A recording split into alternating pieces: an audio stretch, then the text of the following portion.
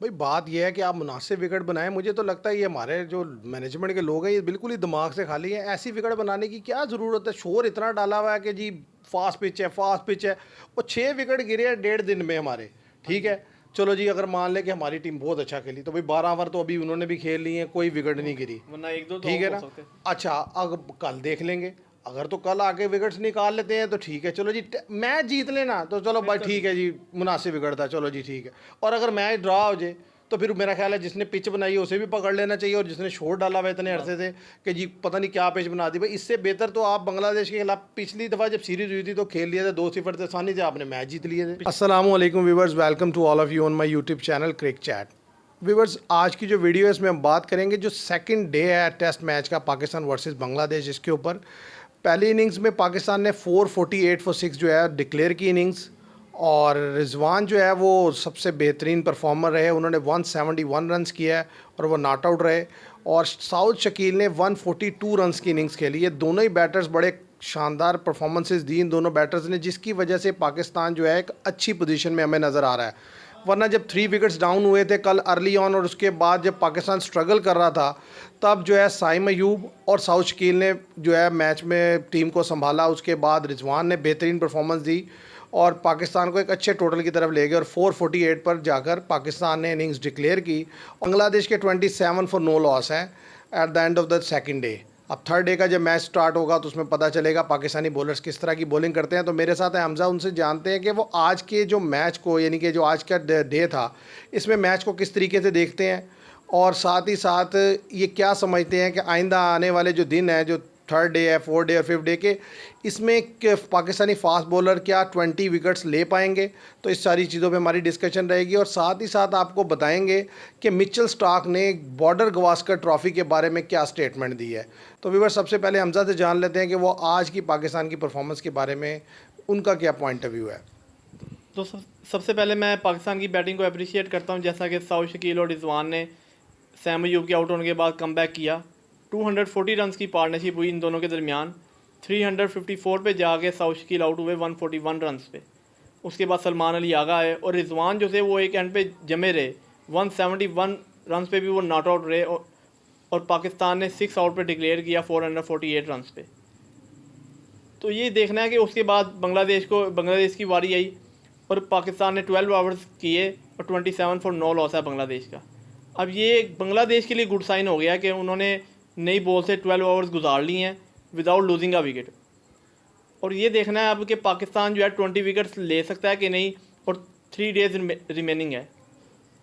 और ज़ाहिर है बारिश वगैरह का भी चांसेस रहते हैं जिस तरह की कंडीशन चल रही है। और मैं एक और चीज़ जो जिस पर बात करना चाहूँगा वो ये है कि हमने जिस कदर शोर डाला हुआ था कि जी पिच ऐसी है, बड़ी तबाही की पिच है, 4 फास्ट बॉलर आपने खिला लिए, तो जी मेरा ख्याल है पहले 15 ओवर के बाद बॉल इजीली बैट पर आ रहा है, तभी तो इतनी बड़ी पार्टनरशिप तो उसी विकेट पे लग सकती है कि जिस पे विकेट पर बॉल बड़ा अच्छा बैट पे आ रहा हो, वरना इतनी लंबी पार्टनरशिप नहीं लग सकती। या फिर ये होता है कि बहुत ज़्यादा कैचेस छोड़े जाएँ दूसरी टीम्स की तरफ से, तो ऐसा तो कुछ हुआ नहीं।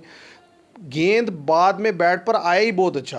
ऐसे तो ही मतलब देखें, आप बगैर स्पिनर के चले गए, और उन्होंने देखो ना अपने फास्ट बॉलर जब देख लिए कि नई विकेट निकाल रहे, तो फिर शाकिब अल हसन और मेहदी हसन मिराज से बहुत ओवर करवाया, उन्होंने अपने फास्ट बॉलर्स को नहीं हाँ थकाया। जी। तो इसको आप कैसे देखते हैं? यही तो है कि पाकिस्तान की सिलेक्शन जो है, जैसा कि हमने पहले ही देख लिया मैच से 1-2 दिन पहले जब प्लेइंग 11 का अनाउंस हुई कि जी उन्होंने कहा जी अबरार अहमद को रखा हुआ था पहले स्क्वाड में, उनको रिलीज़ कर दिया कि जी अब इनको सेकंड टेस्ट के लिए बुलाएंगे। भाई सेकंड टेस्ट के लिए कैसे बुलाएंगे कि पहले हमने तो फर्स्ट टेस्ट, अगर हम जीतेंगे तो सेकंड टेस्ट में कुछ बेहतर करेंगे ना।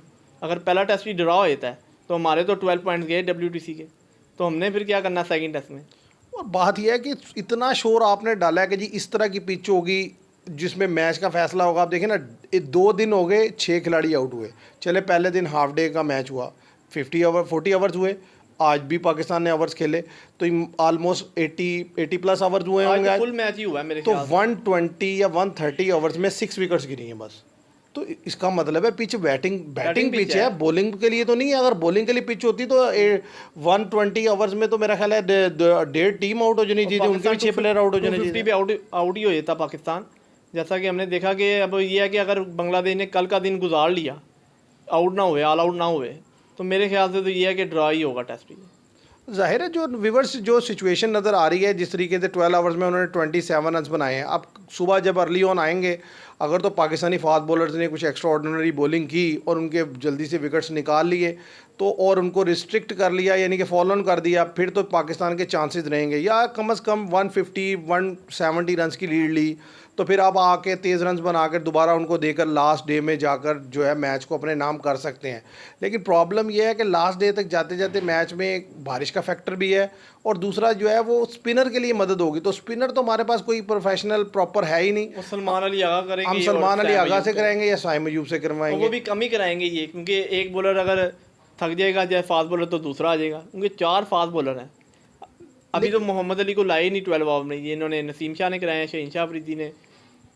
बात यह है कि फास्ट बॉलर 4 हों या 5 हो, डेफिनेटली वो 4-4 5-5 ओवर करके थक जाते हैं। और जिस तरह की कंडीशन है तो आपको सपोर्ट के लिए स्पिनर्स चाहिए होते हैं। आप देखें ना, जैसा कि ऑस्ट्रेलिया भी पर्थ में जब खेलता है या मेलबर्न में, तो वो भी नेथन लॉयड को लाजमी खिलाते हैं प्लेइंग 11 में, क्योंकि उनको पता है कि बेशक उनके 3 फास्ट मेजर हैं, फास्ट हैं, उनको पता है कि नेथन लॉयड भी विकेट निकाल देते हैं। भाई आप इसे देखें कि साउथ अफ्रीका जहाँ पे 3 दिन में टेस्ट मैच ख़त्म हो जाता है, वो भी महाराज को खिलाते हैं। तो पता नहीं हम किस किस्म की सोच से आते हैं। मैं तो सीधी सी बात है कि समझता हूँ कि हमारा मसला ये नहीं है, हम बदनीयती पे सिलेक्शन करते हैं। हमने जिसे नहीं खिलाना ना उसके लिए ऐसे ऐसे हम एक्सक्यूज़ लेकर आते हैं जिसका कोई ना सिर होता है ना पैर होता है। अब उस लड़के को इन्होंने नहीं खिलाना था तो जी बहुत ही फास्ट पिच देने लगे हैं, लिहाजा जो है अब इन्हें अगले टेस्ट के लिए देखा जाएगा। भाई अगले टेस्ट में तुम मेरा ख्याल है इससे भी ज़्यादा फास्ट पिच बना दोगे। अगर उनको नहीं खिलाना था तो नुमान अली जो लेफ्ट आर्म थे उनको खिला लो, साजिद खान को खिला लो। नहीं, वो उन्होंने एक्सक्यूज़ ही ये दिया ना कि भाई हमने स्पिनर नहीं खिलाना क्योंकि पिच हमने बना दी है बहुत ज़्यादा फास्ट, तो इस पर फास्ट के लिए बहुत कुछ है, तो लिहाजा हम एक फास्ट कम करके एक स्पिनर नहीं खिला सकते कि स्पिनर तो हो जाएगा ज़ाया इस विकेट पे। तो मैं तो हैरान था, मैंने तो इसलिए वीडियो भी बनाई थी कि शायद पर्थ से भी कोई फास्ट विकेट बना दी है पाकिस्तान ने कि ऑस्ट्रेलिया जो है वो पर्थ में खिला लेता है स्पिनर। इंडिया जाए तो इंडिया भी 1-2 स्पिनर खिलाता है वहाँ पर, और हम जो है अपने मुल्क में हमने तो आज तक अपने पूरे जब से क्रिकेट देख रहे हैं 30 साल से, हमने तो कभी नहीं देखी कोई इतनी को फास्ट विकेट बनाई हो जिसमें बगैर स्पिनर के पाकिस्तान गया हो।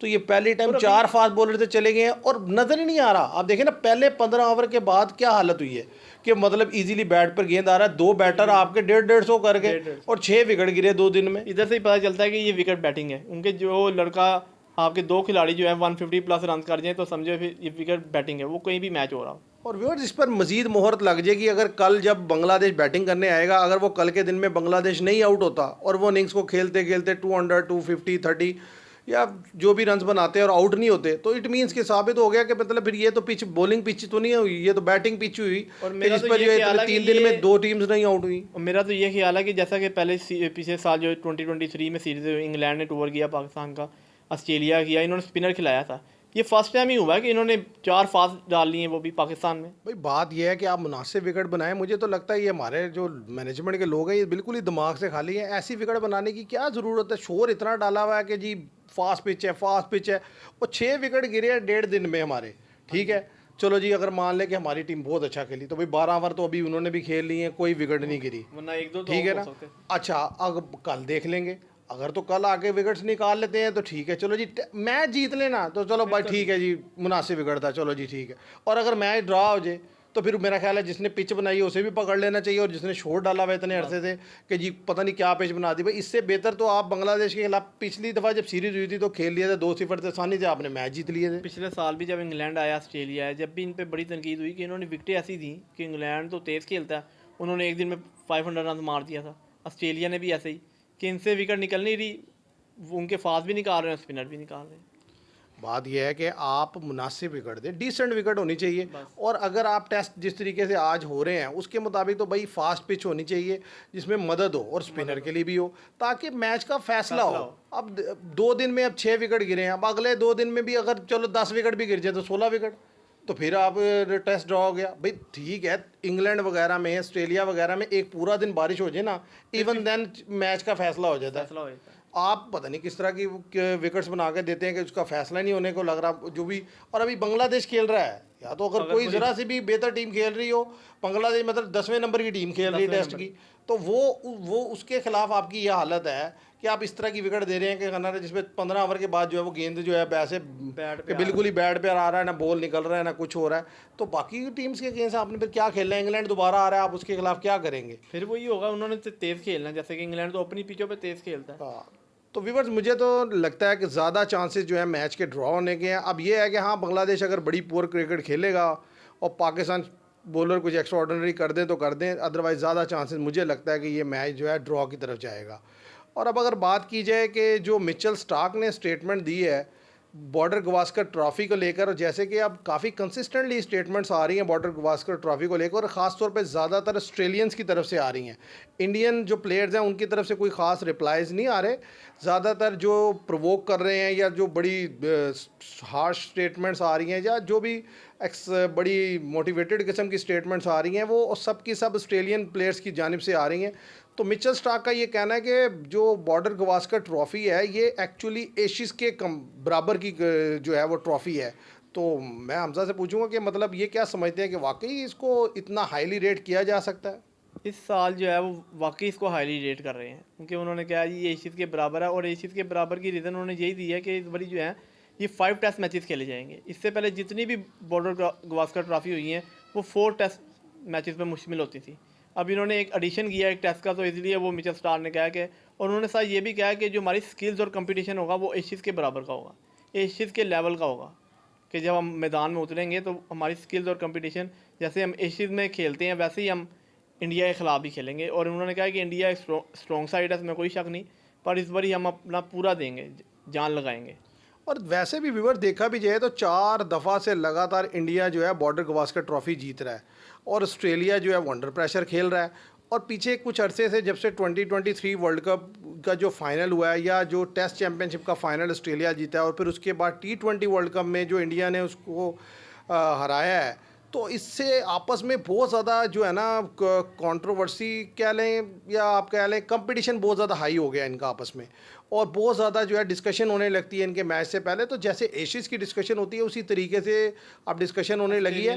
पहले असल में इशू पता क्या होता था कि जब इंडिया जाता था ऑस्ट्रेलिया तो ऑस्ट्रेलिया इजीली विन करता था, ऐसा ही है। ऑस्ट्रेलिया इंडिया आता था तो भी थोड़ा टफ मुकाबला हो जाता था, लेकिन इंडिया जीत लेता था या एक आधी दफ़ा इंडिया ऑस्ट्रेलिया जीत गया, तो वो इसलिए इतना ज़्यादा इसके ऊपर कोई डिस्कशन बनती नहीं थी। लेकिन अब कुछ अरसे से ये हो रहा है कि इंडिया ऑस्ट्रेलिया को ऑस्ट्रेलिया में जाके हरा रहा है। मेरा ख्याल है ऑस्ट्रेलिया लगातार 2 दफ़ा कभी एशियस नहीं हारा होगा, नहीं हारा, लेकिन बॉर्डर गवास्कर ट्रॉफ़ी हारा है।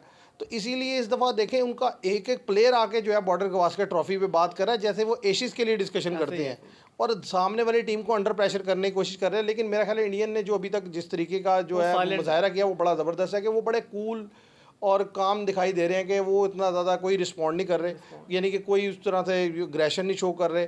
मेरा ख्याल है वो ये ज़बरदस्त है कि वो अपनी परफॉर्मेंस पे फोकस करें और जाकर डिलीवर करें, तो एक दफ़ा फिर वो जीत सकते हैं बॉर्डर गवास्कर ट्रॉफ़ी। तो आप इसके बारे में क्या सोचते हैं? मेरा यही ख्याल है कि इंडियन जो है, इंडियन बैटर्स और जो भी साबका खिलाड़ी हैं वो भी साइलेंट हैं, वो कोई तजिया, बट रवि शास्त्री ने एक स्टेटमेंट दिया था पिछले दिनों, बाकी सारे खामोश हैं।